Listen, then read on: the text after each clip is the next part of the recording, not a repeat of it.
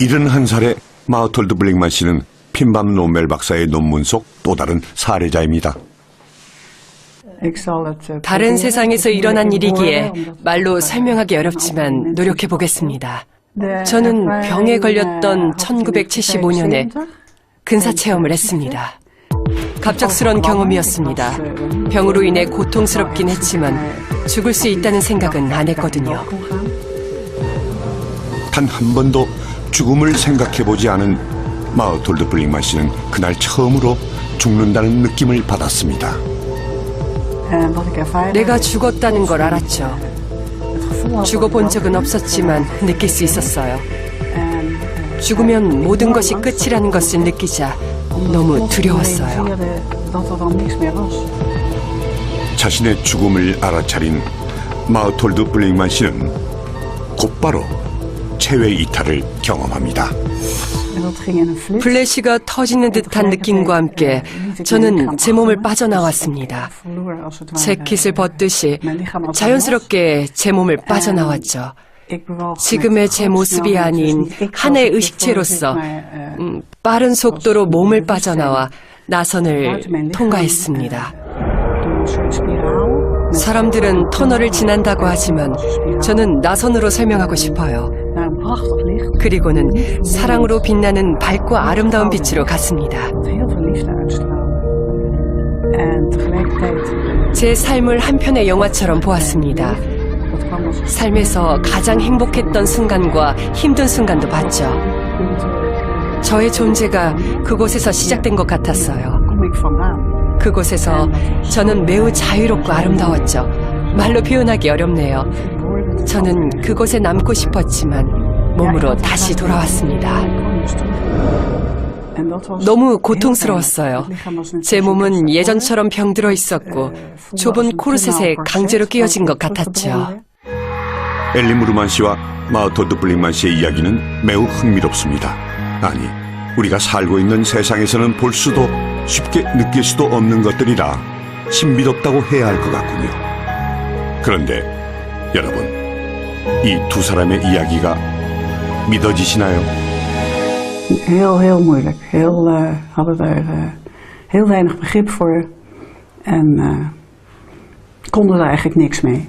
Die hadden echt iets van, waar heeft zij het nou over? Ja, dat was eenzaam. Dat was toch een eenzame zoektocht naar zingeving, zeg maar. Vlak nadat het gebeurd is, heeft Ellie daarover verteld. En ik had er nog nooit van gehoord. En ik kon het niet zo goed begrijpen, maar zij was heel stellig in hetgene wat zij vertelde. Dus ik heb dat zonder meer aangenomen dat dat haar belevenissen zijn geweest.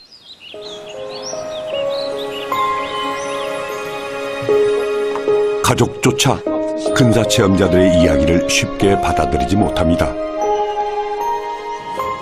그리고 많은 의과학자들은 근사 체험은 경험한 것이 아니라 일종의 환각이라고 이야기하죠. And I think that's what underlies the NDE.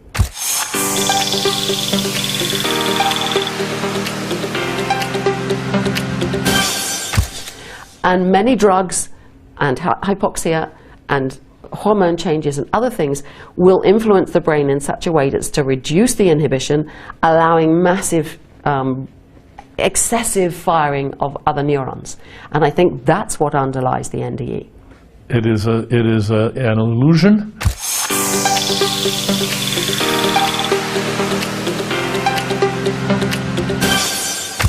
We know how to create it.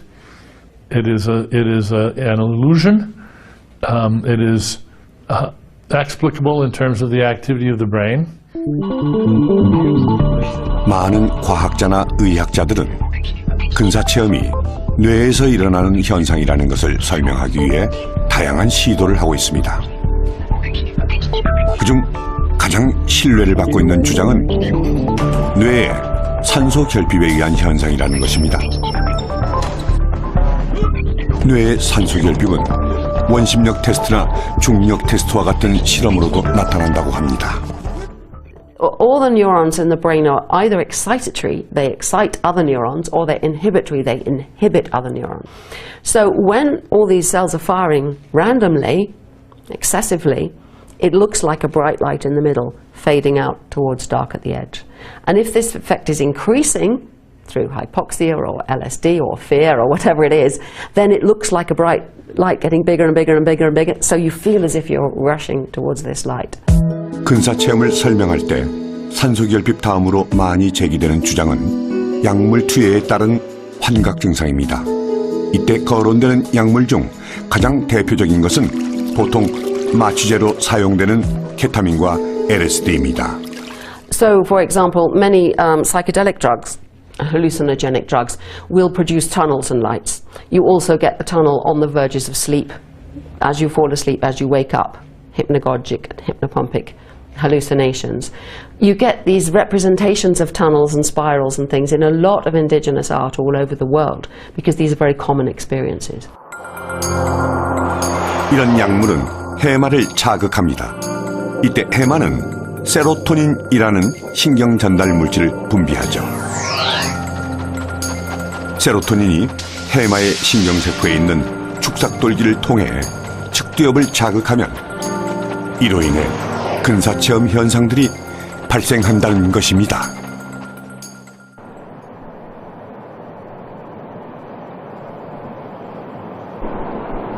이외에도 최근에 근사체험이 뇌 활동에 의한 착각이란 연구 결과를 미국 미시건 대학교 연구팀은 발표했습니다. 실험에서 먼저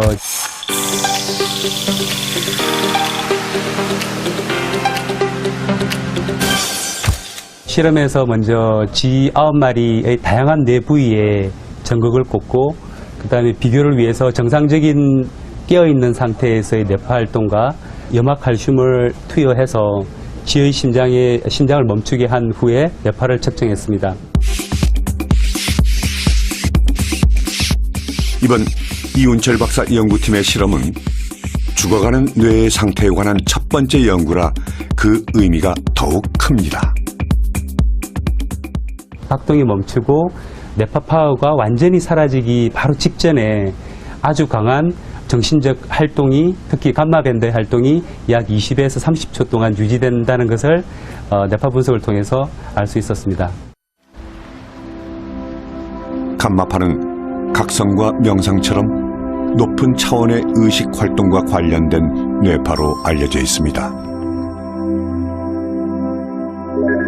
그래서 이운철 박사는 이 감마파가 폭발적으로 증가할 때 근사체험을 했다고 혼동하는 것이라고 말합니다. 즉, 심장 정지 후에 일어나는 활발한 뇌 활동에 의한 착각이라는 것이죠. 사후세계에 대한 경험도 뇌 활동에 의한 것이 아닐까 의심하게 되고요. 많은 의과학계의 연구자들은 근사체험을 착각에 의한 것이라고 주장하지만 핀반 롬멜 박사는 단순한 착각이 아니라고 말합니다. So we know that after a mean of 15 to 20 seconds, the brain function has totally ceased.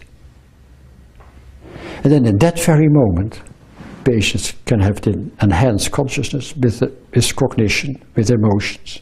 How is it possible that when the brain doesn't function at all, people can have enhanced consciousness? And that's a very important aspect of scientific research for NDE. 의학적 죽음으로 뇌파가 멈춘 상태에서 의식을 가지고 특별한 경험을 한 후 다시 깨어나서 그 기억을 이야기한다는 것이 가능한 것일까요? That's really the big question.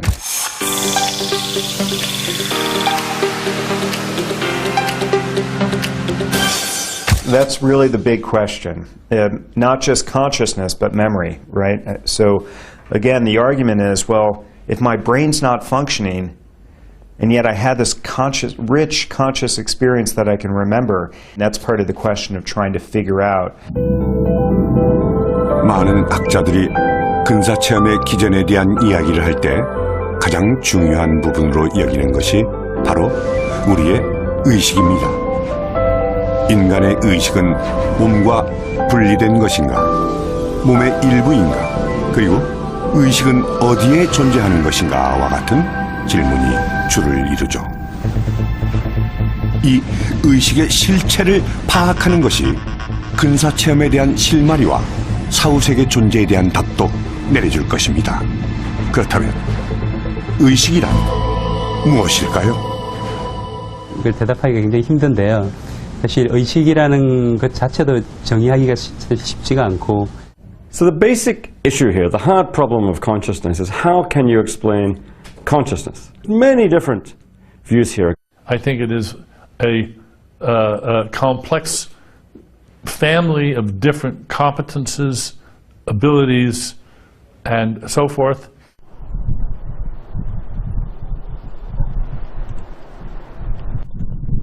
이곳 미국 애리조나 투손에서는 의식에 대한 답을 찾기 위한 의식 컨퍼런스가 한창입니다.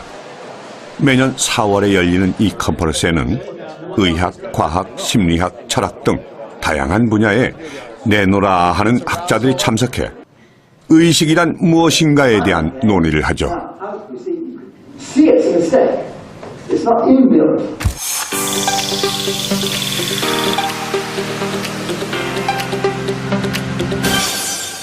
So I'm not trying to argue that is consciousness, fully consciousness, but it's the element out of which consciousness is built. So take the life of their own, above and beyond the heart.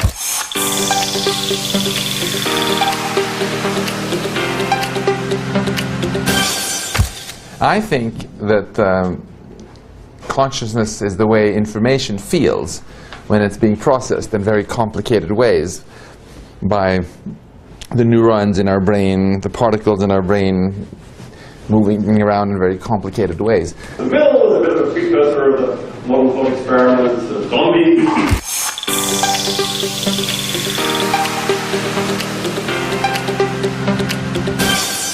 Yeah, the extended mind is the idea that our mind isn't just implemented within our brain, inside our skull, but aspects of our environment can actually count as parts of my mind. But there's always a limit, and wherever that limit is reached.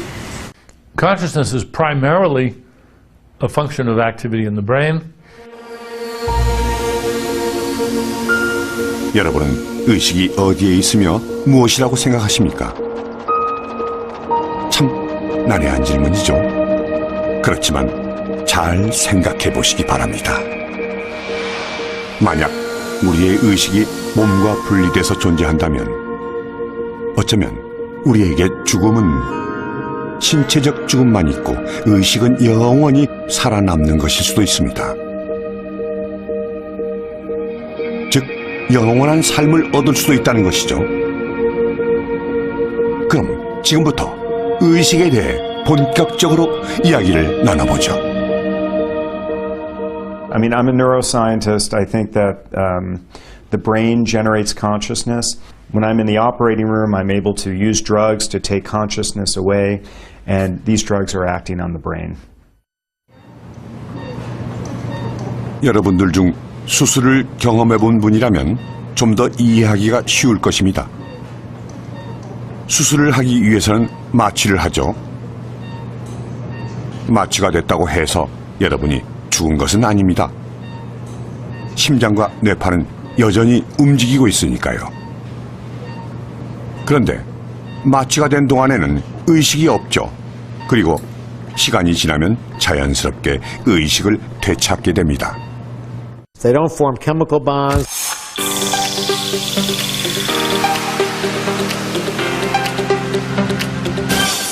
They don't form chemical bonds. They don't form ionic bonds.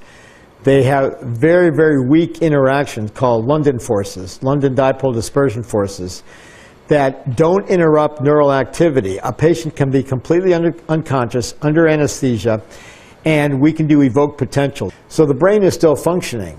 So the only thing that anesthesia takes away at just the right level is consciousness.